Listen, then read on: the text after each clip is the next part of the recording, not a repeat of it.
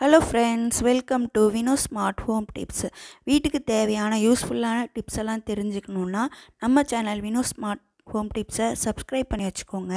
நம்ம இன்றைக்கி என்ன பார்க்க போகிறோன்னா, வீட்டுக்கு தேவையான குட்டி குட்டி யூஸ்ஃபுல்லான டிப்ஸு, டைம் சேவிங்கும் உங்களுக்கு பண்ணித்தரோம். அப்புறம் உங்களுக்கு டென்ஷன் இல்லாமல் இருக்கிறதுக்கும் தேவையான டிப்ஸ் எல்லாம் இந்த வீடியோவில் இருக்குது. வீடியோ ஃபுல்லாக பாருங்கள். இப்போ நம்ம ஃபஸ்ட்டு பார்க்க போகிறது என்னதுன்னா, இந்த மாதிரி புது டம்ளர், புது பாத்திரம் எது வாங்கினாலுமே நமக்கு அந்த ஸ்டிக்கரை வந்து பெருசாக ஒட்டியிருப்பாங்க. அது நம்ம கையில் சும்மா எடுத்தால் வெளியே வராது. இந்த மாதிரி நம்ம அடுப்பில் வச்சு லைட்டாக ஹீட் பண்ணிவிட்டு அதுக்கப்புறமா எடுத்தோன்னா டக்குன்னு வந்துடும். வந்தாலுமே உங்களுக்கு அதில் உள்ள ஸ்டிக்கர் அந்த பசை மாதிரி இருக்கிறது போகாது. இந்த மாதிரி கத்தியை வச்சு ஒரு அந்த ஸ்டிக்கரை எடுத்துட்டு அதுக்கப்புறமா அதில் இருக்கிற அந்த கம்மு மாதிரி இருக்கிற அந்த பசையை போக்குறதுக்கு நம்ம கொஞ்சோண்டு தேங்காய் எண்ணெய் ஊற்றிட்டு லைட்டாக அப்படியே தேய்ச்சோன்னா அது வந்துடும்.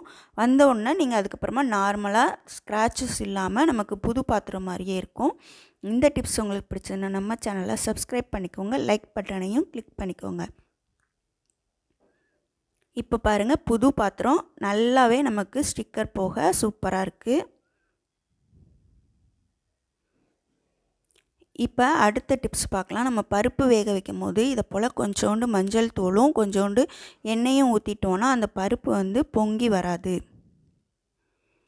அடுத்த டிப்ஸ் என்னென்னா, இந்த மாதிரி நம்மளோட கேஸ் அடுப்பில் இருக்கிற அந்த ரிங்கு நமக்கு ஒரு சில நேரம் துரு பிடிச்ச மாதிரி இருக்கும். இந்த மாதிரி துரு பிடிச்ச மாதிரி இருக்கிறப்ப நம்ம சாதாரணமாக தேய்ச்சா அது போகாது.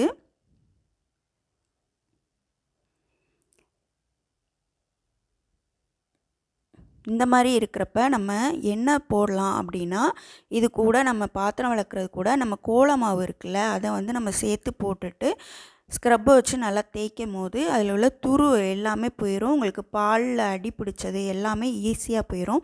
ஈஸியாக பாத்திரம் வளர்க்குறது எப்படி அப்படிங்கிறதுக்கு உங்களுக்கு ஒரு வீடியோவே நான் போட்டிருக்கேன். அதையும் நீங்கள் போய் பாருங்கள். ஐ பட்டனில் உங்களுக்கு லிங்க் கொடுக்குறேன்.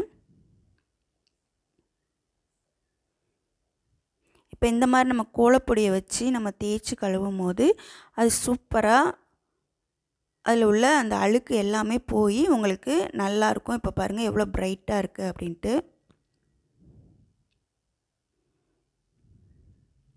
இப்போ நம்ம பாத்திரம் விளக்கும் போது அடிப்பிடிச்ச பாத்திரம் அந்த மாதிரி விளக்கும் போது நமக்கு ரொம்ப கஷ்டமாக இருக்கும். இந்த மாதிரி ஒரு 2 இல்லைனா ரொம்ப குட்டி குட்டியாக இருந்துச்சுன்னா 2 இல்லைனா 3 இந்த மாதிரி உள்ளே ஜாயின் பண்ணிவிட்டு நம்ம பாத்திரம் அடிப்பிடிச்ச பாத்திரம் அழுக்கான பாத்திரங்களை தேய்க்கும் போது நமக்கு ரொம்ப ஈஸியாக இருக்கும்.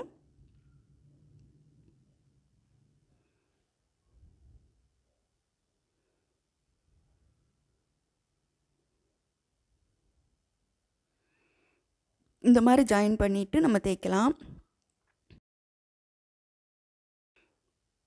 நம்ம பாத்திரத்தை விளக்கி அடுக்கி வைக்கும் போது நம்ம கிச்சன் திண்டு தண்ணி ஆகாமல் இருக்கிறதுக்கு இந்த மாதிரி ஒரு செட்டிங்ஸ் போட்டு வச்சிட்டோன்னா நமக்கு ரொம்ப ஈஸியாக இருக்கும். மேலே அந்த ட்ரைனருக்கு மாதிரி ஒரு ட்ரிப் ட்ரே மாதிரி நம்ம செட் பண்ணிவிட்டு கீழே ஒரு மேட் போட்டு வச்சுக்கலாம். இது வேலைக்கு போகிறவங்களுக்குலாம் ரொம்பவே யூஸ்ஃபுல்லாக இருக்கிற இந்த டிப்ஸு.